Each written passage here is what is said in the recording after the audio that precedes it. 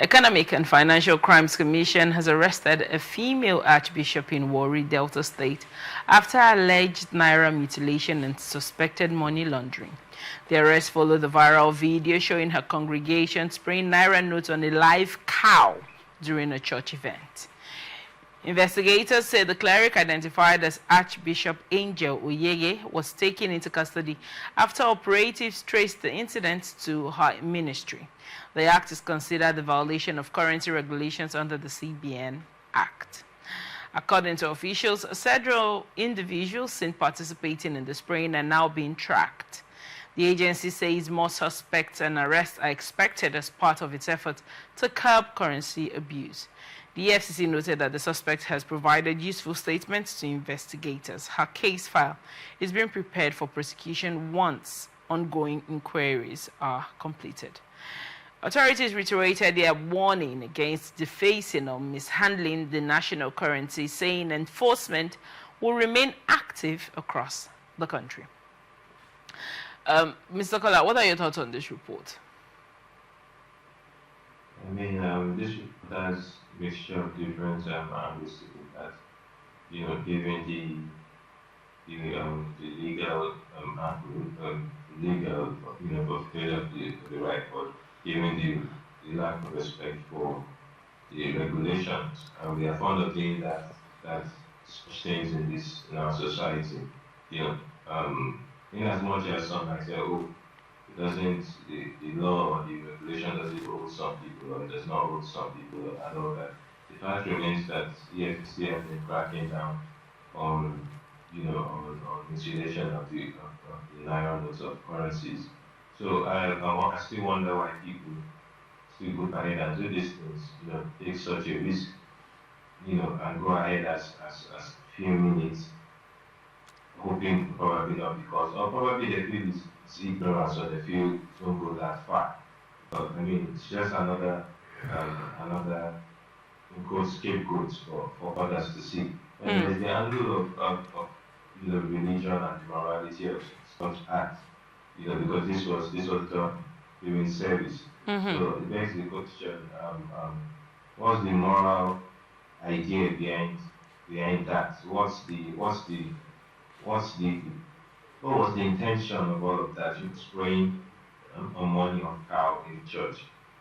I mean, when things like this come up, just goes to show how far some of our religious leaders and institutions are failed to really be of example. Not that I'm trying to preach, but I mean the whole logic of Christianity, the word Christianity itself is being Christ-like. So I feel like most times, in as much as I said on the show, bishops, pastors, reverends, they are all humans. So I'm not completely surprised when things like this happen, because humans make mistakes.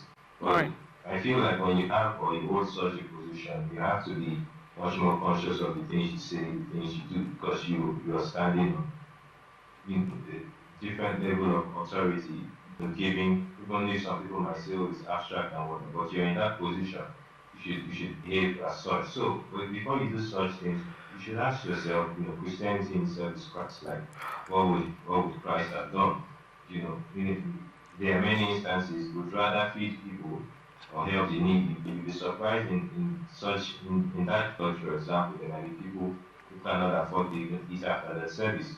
So, different angles to look at, but the fact remains that the FCC has talked to the Archbishop, and I mean the tune is being played, and definitely she has to dance to it. I think it's a woman. I'm not sure. Yeah, it's a woman.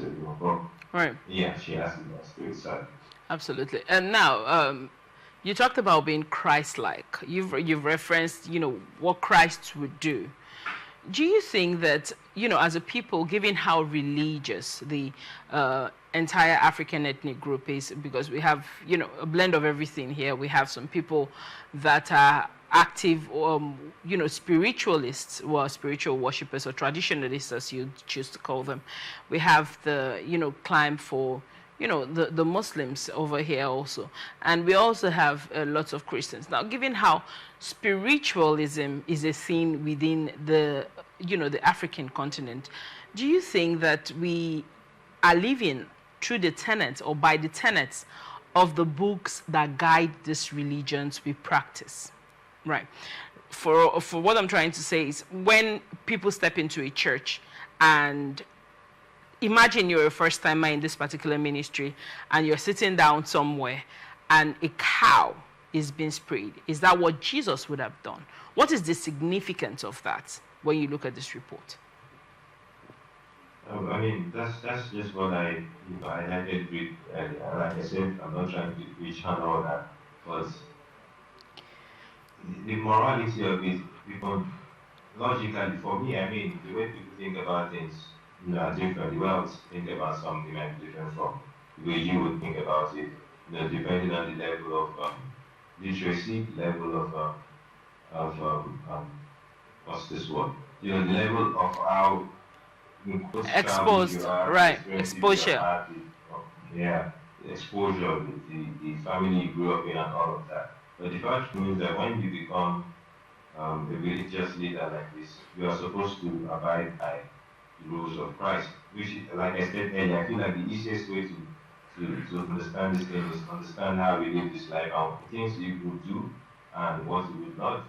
And obviously, spirituality, like you mentioned, is very important in religions, not just Christianity, right, across the world and all of that. But at the end of the day, I feel like the physical, the reality, the way you live your life is an extension of your spirituality, me to say. Because, just like you said, if someone comes to the church right now or goes to a mosque, the way people react to that person, the way people welcome that person, the actions, what they do is what is sane, right? Spirituality is a thing, I'm going to say it's abstract, it is important, but the way you live your life as a person, both, religiously and otherwise, is what attracts others to you. The aura you give off is what attracts others to you.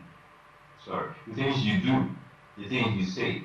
So when you say things and do things that are contrary to your religion, then it just goes to show that things are not straightforward, right? Someone like me would not sit in such a congregation the moment I see such an act going on this week. Even if I stay, I would definitely not go back to such a congregation, because it's just against my morals. It's just against I wouldn't be able to place it on an accused scale for myself. So it's also an eye opener to other people out there. There are thousands, if not hundreds of thousands and millions of churches that are being led astray, sadly, by funny tenets, funny actions. And at the end of the day, we fail to realize the importance of, speaking for Christianity now, we fail to realize the importance of Christianity in itself.